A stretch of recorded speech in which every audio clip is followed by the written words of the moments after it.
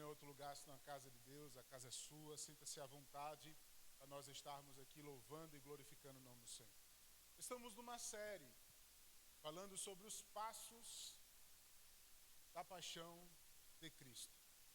Estamos refletindo então sobre esse momento que se aproxima, que é a Semana da Páscoa, que é a Semana Santa, em que se tornou um evento religioso e que muitas pessoas, principalmente católicas, têm então se debruçado durante essa semana, se abstendo de algumas coisas. Mas o que é a paixão de Cristo? Quais são as etapas dessa paixão? O que é que isso significa de fato e de verdade? Essa é então uma das nossas prioridades, é entender então cada etapa. Nós começamos então a falar sobre a ceia, o último encontro da celebração da Páscoa com a celebração da ceia. Jesus então manda os seus discípulos preparar a ceia. Esse é o primeiro passo. É o passo em que Jesus se reúne com os seus discípulos, ministra a ceia, acontecendo então a última Páscoa, porque Jesus seria agora o próximo que seria ser sacrificado, e ele estaria inaugurando a nova aliança, instaurando o reino dele. E é nessa conversa com os seus discípulos que ele fala do seu sacrifício, que ele fala da nova aliança, que ele apresenta as últimas informações, mas também faz seus últimos ensinamentos. É nessa conversa na ceia que ele lava os pés dos discípulos. É nessa conversa que ele diz para eles a importância da oração, a importância de estarem em comunidade. Após isso, Jesus então vai para o jardim do Getsemane. E é no jardim do Getsemane que ele vai lá e ora ao Pai: se possível, passa de mim este cálice. Mas não apenas esta oração. Conforme João capítulo 17, ele faz uma oração por todos aqueles que seriam também alcançados pelo reino de Deus. Isso significa que ele orou por mim, ele orou por você, ele orou por todos os discípulos de todas as épocas que iriam crer no seu evangelho. E ele enfrenta esse momento tão difícil ao ponto de suar gotas de sangue. Ele sabia do que estava para acontecer e de algo terrível que iria acontecer por ele, mas ele se colocou à disposição e ele não estava fugindo e nem estava como se não soubesse o que ia acontecer. Não, pelo contrário, ele se entregou para morrer em nosso lugar. Após o Getsemane, nós temos então o ato da traição, onde Judas se encontra na saída do Getsemane e apresenta Jesus àqueles que estariam ali buscar. E é nesse momento bem peculiar em que Jesus ele usa a palavra que o próprio Deus usou quando em conversa com Moisés, ego amigo, ele diz: eu sou. Quando ele diz para aqueles a quem estava lhe procurando: a quem vocês procuram? E eles dizem: a Jesus o Nazareno. E ele diz: eu sou. E essa é uma expressão registrada então claramente para apontar a deidade de Cristo, a divindade dele, mas também mostra claramente o que foi que os discípulos viram no momento em que Jesus diz: eu sou. Aqueles que estavam à procura dele caem por terra. Após a traição, nós temos então o momento do julgamento. Semana passada, nós então falamos do primeiro julgamento então em que ele é julgado pelo Sinédrio. Vemos então toda aquela perspectiva de entender o Sinédrio, de ver aqueles que deveriam reconhecer Jesus e não reconheceram. Aqueles que deveriam perceber quem era Jesus de fato e de verdade, mas não reconheceram, cumprindo as Escrituras. Ele veio para os seus, mas os seus não o reconheceram. E esse Sinédrio, uma assembleia do judaísmo, condenou Jesus à morte por ele se dizer filho de Deus. Mas eles não poderiam então matar Jesus. Era impossível, eles não tinham essa ação.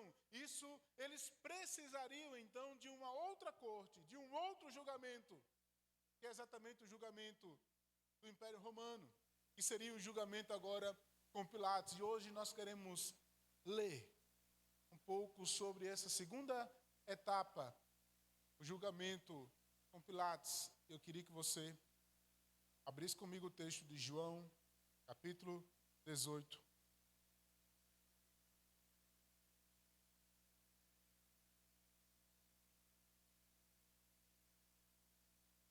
A partir do verso 28.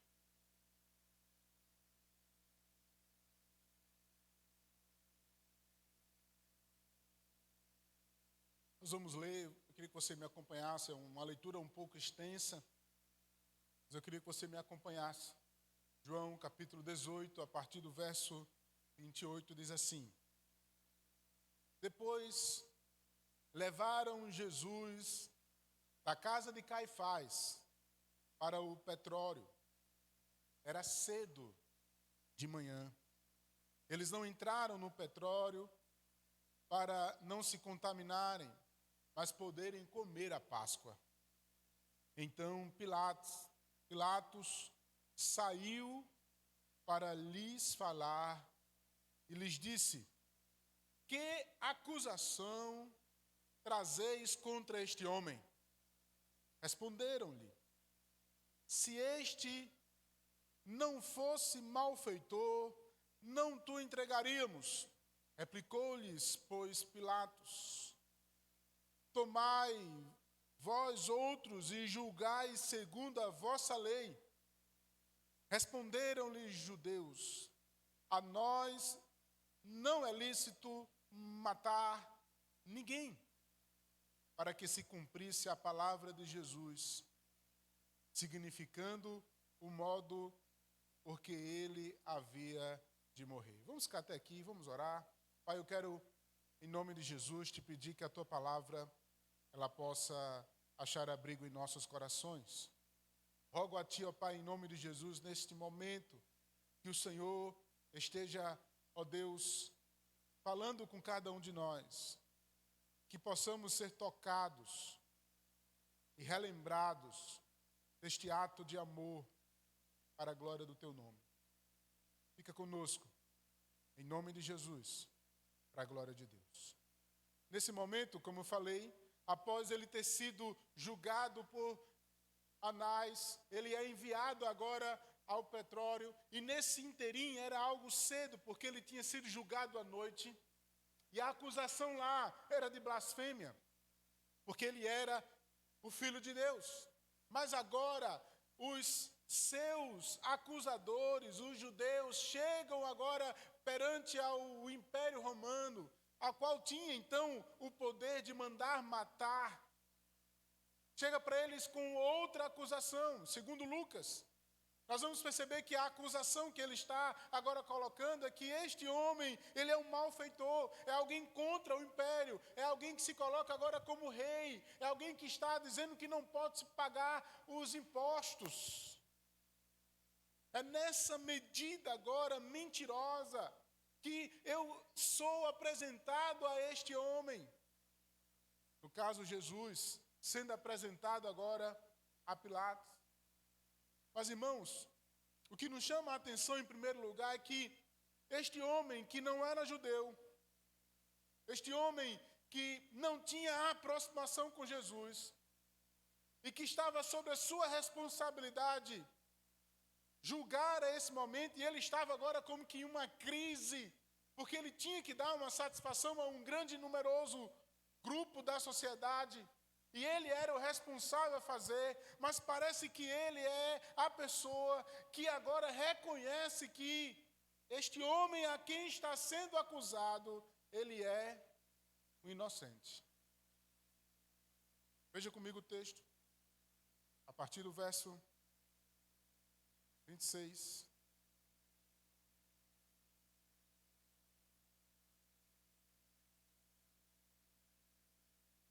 Verdade. 33. Tornou Pilatos a entrar no petróleo, chamou Jesus e perguntou-lhe: Tu és o rei dos judeus? Respondeu Jesus: vem de ti mesmo esta pergunta? Ou tu disseram outros a meu respeito? Replicou-lhe Pilatos: porventura sou eu judeu? A tua própria gente e os principais sacerdotes é que te entregam a mim. Que fizestes? Respondeu Jesus: o meu reino não é deste mundo. Se o meu reino fosse deste mundo, os meus ministros se empenhariam por mim, para que não fosse eu entregue aos judeus. Mas agora o meu reino não é daqui. Então Pilatos lhe disse: logo tu és rei. Respondeu Jesus: tu dizes que sou rei. Eu nasci para isto, e para isso vim ao mundo, a fim de dar testemunha da verdade. Todo aquele que é da verdade ouve a minha voz. Perguntou-lhe Pilatos: o que é a verdade? Tenho dito isto. Voltou aos judeus e lhe disse: eu não acho nenhum crime neste homem. Eu queria que você prestasse atenção. Eu chamar a sua atenção para 2 detalhes desse texto. Primeiro, tenta montar isso na tua mente como se fosse um filme. Eu tenho certeza que você já viu esse filme em alguma das telas da tua televisão. Talvez alguns aqui não assistiram o filme de Mel Gibson, produzido por Mel Gibson. Um dos filmes que mais se aproximam da realidade do sofrimento de Jesus. Particularmente só tive coragem de assistir uma vez. Esta cena, ela é clara, onde os sacerdotes, onde os fariseus, como falamos semana passada, com medo de perder a sua autoridade, com medo de perder o domínio e o poder que tinham sobre a vida deles, era-lhe melhor matar um do que perder o domínio. E por toda a ação que estava sobre a vida deles, eles não conseguiram religiosamente perceber quem era Jesus de fato e de verdade. Leva eles para que ele seja acusado também por uma acusação falsa. E Pilatos, ele não sendo judeu, ele reconhece que sobre este homem há inocência, que sobre este homem não há acusação nenhuma. E a conversa de Jesus com este homem é uma conversa em que há intervalos. A gente não consegue, só fazendo então a análise entre os evangelhos. Esse primeiro texto que nós lemos anteriormente, ao perceber já que Jesus não tinha nenhum problema, ele manda ele para Herodes. Então ele vai ser interrogado por Herodes e Herodes manda ele de volta. E numa outra conversa com Pilatos, ele manda Jesus ser açoitado. E isso significa, irmãos, levar chibatadas, apanhar, colocar sobre ele exatamente uma coroa de crucifixo que fura o seu crânio.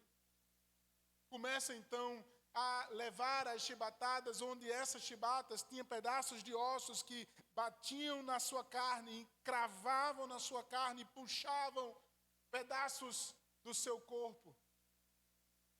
E na volta agora, novamente indo agora a encontrar-se com Pilatos, ele tem essa conversa. E a conversa agora é com Pilatos, e eu imagino este homem todo ensanguentado, sabendo que estava para vir à sua frente. Pilatos então questiona: tu és rei?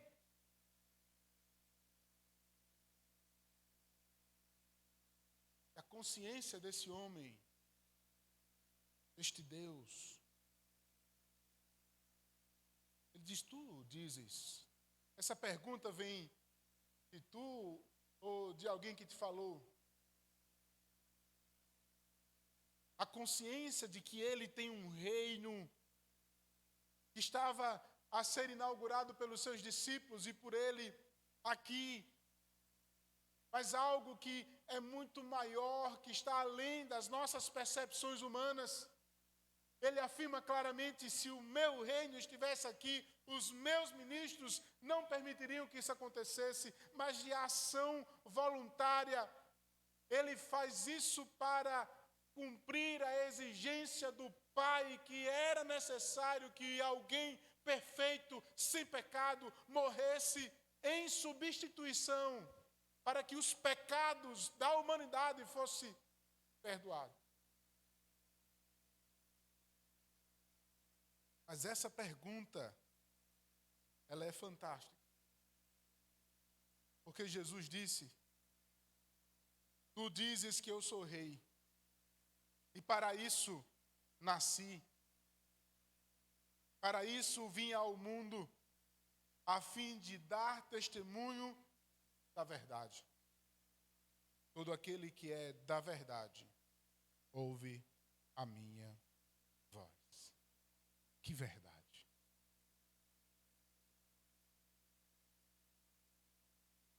Essa pergunta agora, ela é essencial para nós.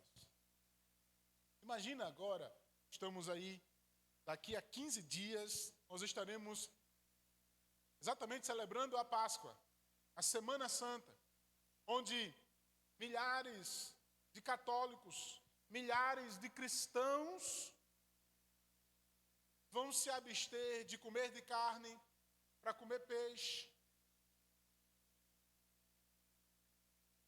a ter algumas práticas religiosas, a viver um nível de santidade em uma semana, a se lembrar do sacrifício. Mas toda esta verdade que está aqui nessa pergunta, será que é essa verdade do Evangelho, ela tem sido aquilo que tem norteado a minha vida, a viver uma vida que glorifica Ele, ou eu não entendo nada do que isso foi?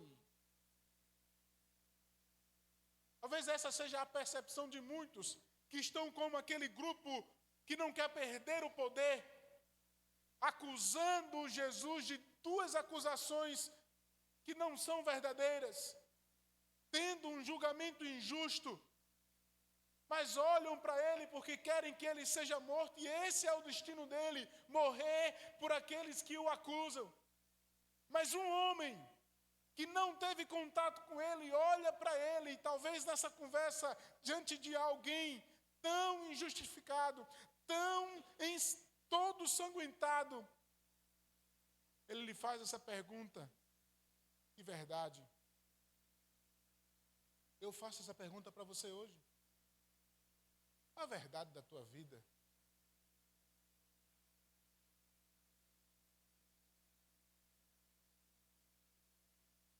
Qual é a grande verdade que você vive? Ou será que nós estamos tão acostumados a usar máscaras e viver uma mentira que nós não reconhecemos a verdade?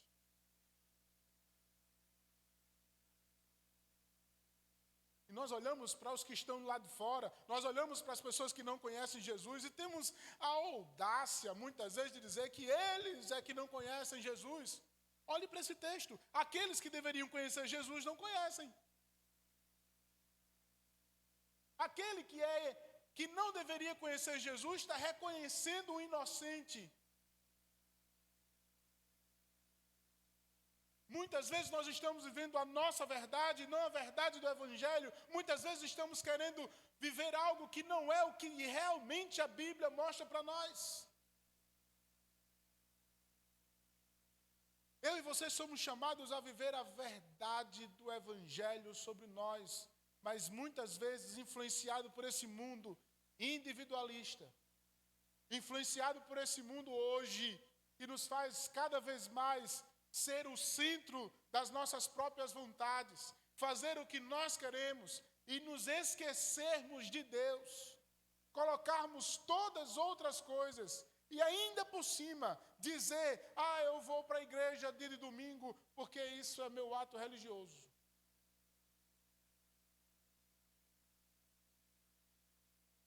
Quem é Jesus para você?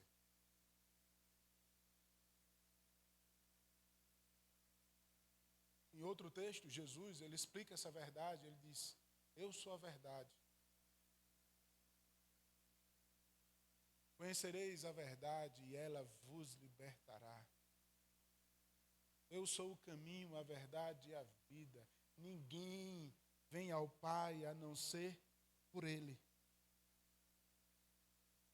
A grande verdade implícita nesse texto é exatamente a grande missão do Pai que criou a humanidade, criou eu e você para a glória dele. Mas pela decisão dessa própria humanidade em cair, em pecar, em se rebelar contra ele, nos tornamos pecadores. E esse bendito pecado agregado agora em nós, nos faz agora sermos egoístas, prepotentes, orgulhosos, a viver uma vida distante daquele que nos criou.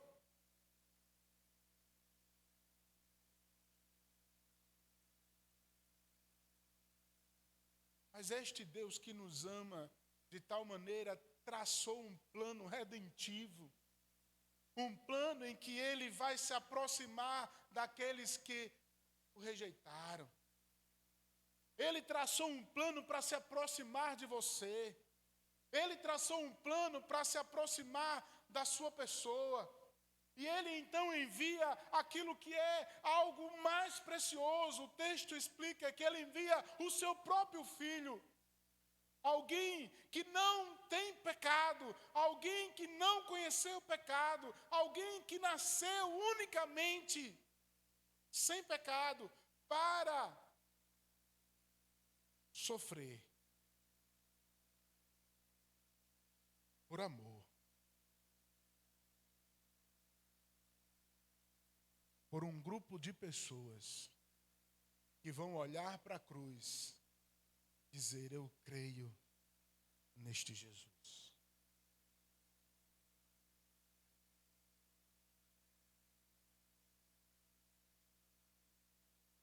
A grande verdade é que ele é a nossa salvação. A grande verdade é que se você olhar para a história, toda a humanidade sempre está caminhando para o buraco. A história é repetida, irmãos. Olhe para a história. Sempre há um grupo que está com ruindade, sempre há um grupo que está caminhando as pessoas para uma vida de maldade. E nós somos influenciados isso ao longo do tempo. E a grande verdade é que existe um reino além desse reino, que também está aqui para nos influenciar a viver uma vida que glorifique a Ele. Este homem ensanguentado, diante daquele e dos seus acusadores, ele tem a capacidade de entender que está ali com um propósito. E o propósito dele era morrer. Mas antes de morrer, ele diz a verdade. E ele é a verdade. Ele é o único que pode nos dar vida. A pergunta-chave para mim, para você é, eu estou me rendendo a essa verdade ou eu continuo vivendo a minha verdade?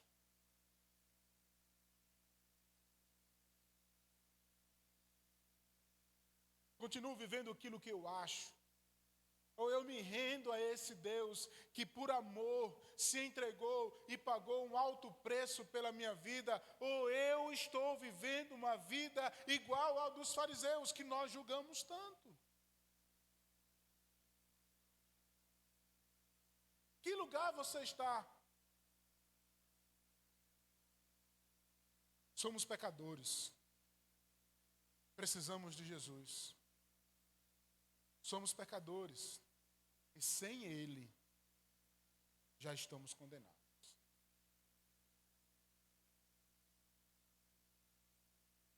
Que verdade. Tendo dito isso, voltou para os judeus e lhe disse: eu não acho nele crime algum, e como é costume de vós, que eu vos solte alguém por ocasião da Páscoa, quereis que eu vos solte o rei dos judeus? Então gritaram. A massa, que não apenas era agora formado pelos fariseus, mas um grande grupo movido pelo sinédrio, olha para aquele momento e começa a gritar o nome de um bandido, o nome de um salteador, cujo nome é Barrabás, e por ironia do destino significa filho do pai. E se nós brincarmos com as palavras, o povo estava dizendo: prende o filho de Deus e solta o filho de um pai por aí. Então Pilatos tomou a Jesus e mandou açoitá-lo. Os soldados, tendo tecido uma coroa de espinhos, puseram na cabeça e vestiram-no como um manto de púrpura. Verso 6 do capítulo 19. Diz: ao verem os principais sacerdotes e os guardas gritaram: crucifica-o, crucifica-o.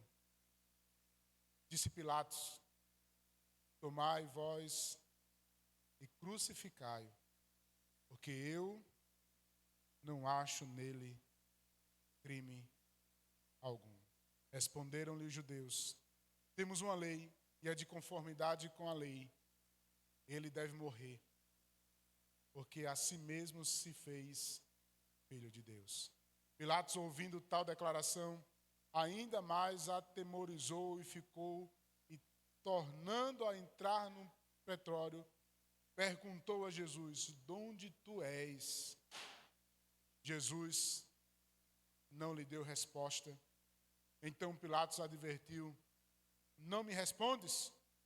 Não sabes que tenho autoridade para te soltar e autoridade para te crucificar?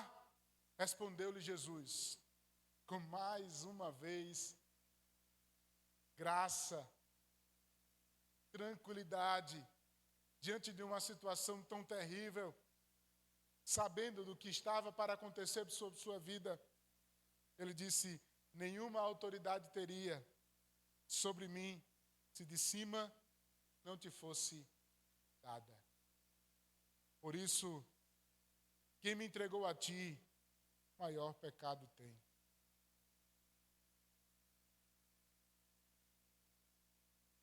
Não vou ler mais o resto, porque você já sabe o restante da história. Semana que vem nós queremos tratar exatamente a caminhada até a cruz.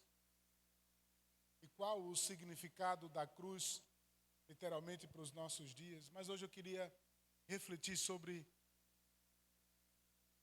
quem é essa verdade, sobre quem é Jesus na sua vida. Sendo bem sincero, muitos aqui estão há vários anos nos ouvindo, repetidamente, todos os domingos, às vezes nas quartas, em momentos de reunião, em momentos de consagração. O que é que Jesus é de fato e de verdade para você? Será que Ele realmente é este Rei ao qual você ama, reconheceu como Senhor, Salvador da sua vida? Que Ele faz então agora viver uma vida que se rende para Ele? Ou ainda estamos vivendo uma farsa, uma mentira? Mentira nossa. Eu não estou falando, irmãos, de pecados apenas. Porque independente de você reconhecer Jesus ou não, você e eu somos pecadores. Temos pecado. Pecados que a gente não conta nem para as pessoas mais íntimas. Alguns desses pecados a gente só chora, sozinho, ou no banheiro, ou no travesseiro do quarto, pedindo misericórdia. Deus me perdoa. Mas eu estou falando de uma vida íntegra, de verdade. Não é uma mentira de dizer eu creio com a boca, mas sendo mentira. Porque nós acabamos valorizando muito mais outras coisas, muito mais outros momentos, muito mais outras pessoas do que o próprio Jesus. Deixamos de servir Ele por outras coisas. Deixamos de acreditar nele por outras circunstâncias, mesmo dizendo para aqueles que estão ao nosso redor: eu creio.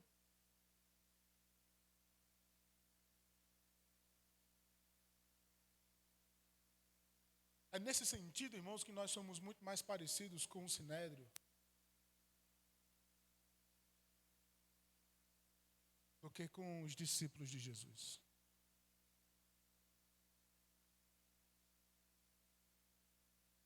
Esse é um momento de reflexão em que eu e você somos literalmente agora colocados diante daquele que nos ama, nos ama, nos ama ao ponto de morrer. Com mais detalhes, o próximo domingo eu quero falar sobre o sofrimento, sobre as marcas no seu corpo, sobre o crucifixo de espinho sobre a sua cabeça, sobre o momento da crucificação, o quanto ele sofreu.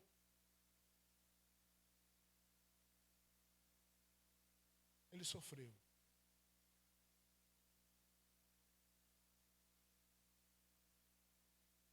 Mas e nós? Será que realmente estamos sacrificando?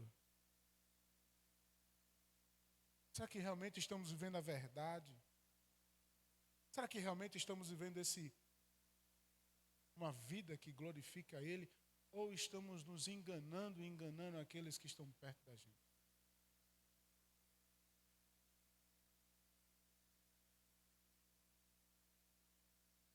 Precisamos orar. Precisamos reconhecê-lo. Precisamos nos arrepender.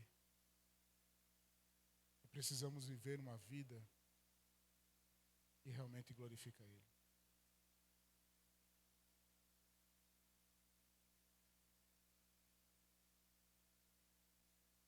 Isso nos faz viver uma vida que a gente vai tomar decisões.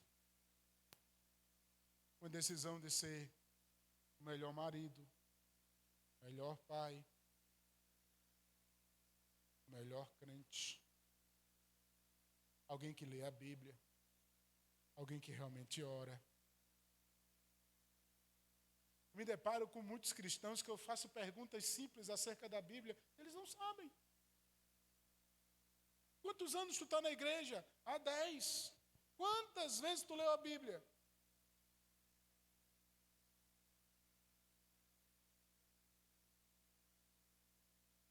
Mas se eu perguntar sobre algumas séries da Netflix, com certeza eles maratonaram. Se eu perguntar sobre quantas finais o Flamengo e o Vasco rodaram, está na ponta da língua. Mas se eu perguntar sobre alguns versículos daquele que deveria ser a principal atenção da nossa história, não sabe. Vida de prioridade, irmãos, é algo que nós precisamos. E eu não estou dizendo para você ter uma vida de prioridade, colocando apenas um momento de culto, não. Essa é uma vida de prioridade em que você vai estar assistindo o jogo do Flamengo, sim, mas sendo um crente de verdade. Não negligenciando o reino de Deus. Até assistindo uma série que você pode, mas sendo um verdadeiro crente, onde você honra com seus compromissos, com a sua momento de oração, com a vida, com a evangelização, com o amor, com o serviço.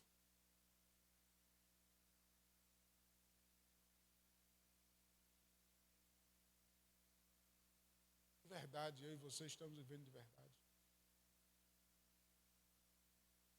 Há uma dificuldade de nós encontrarmos tocadores, há uma dificuldade de nós termos pessoas para servir no departamento infantil, há uma dificuldade da gente estar tendo pessoas para estar aqui nas quartas-feiras orando, porque nós não colocamos prioridade no reino de Deus.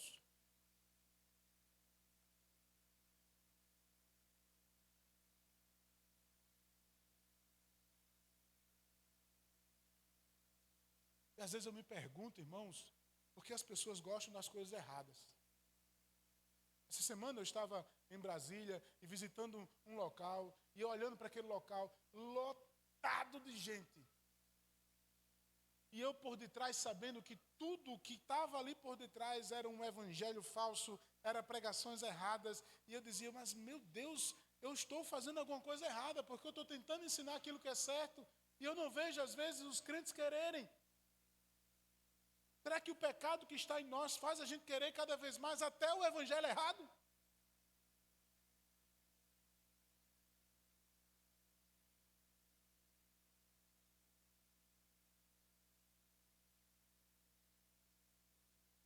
Eu sei que as lutas do dia a dia, a falta de dinheiro, as lutas em casa, nos desanimam,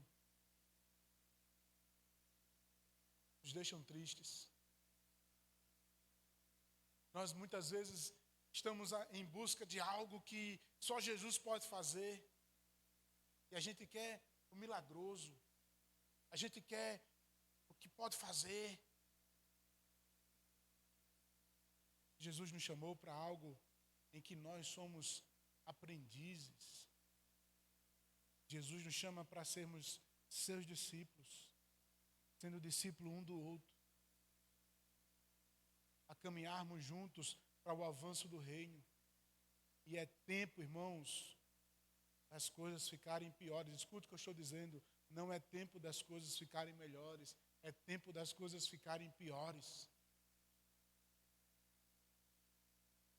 E é tempo que Deus está nos despertando para sermos melhores. E Deus, Ele quer contar com você. Para sermos crentes valorosos, discípulos que estão vivendo o verdadeiro evangelho. Quero orar por você.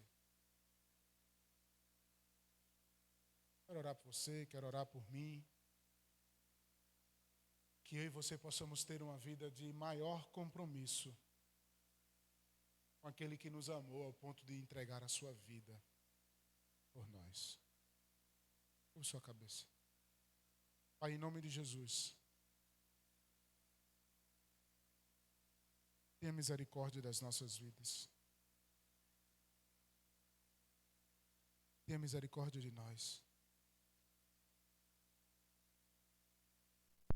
Nos ajuda, Senhor. Nos ajuda, Senhor, a viver uma vida melhor para Ti. A reconhecer o Senhor literalmente como o Senhor da nossa história. Oh Deus, perdoa-nos. Perdoa-nos, ó Deus.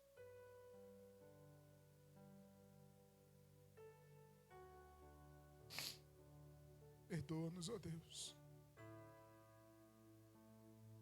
Te peço, Senhor, desperta esta igreja.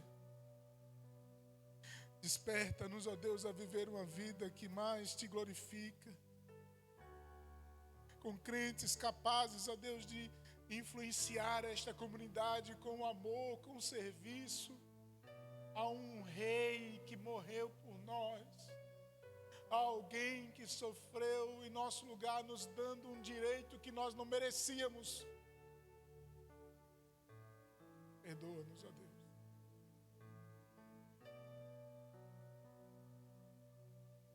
Perdoa-nos, ó Deus. Enche-nos, ó Deus, do Teu Espírito, para sermos verdadeiros discípulos. Verdadeiros discípulos.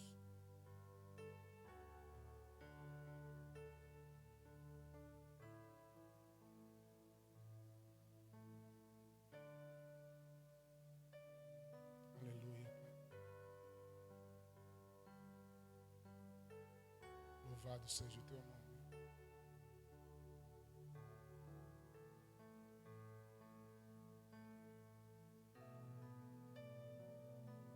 Você pode ficar em pé nesse momento. Vamos cantar essa música. Vem cá, Alana, ajuda aqui.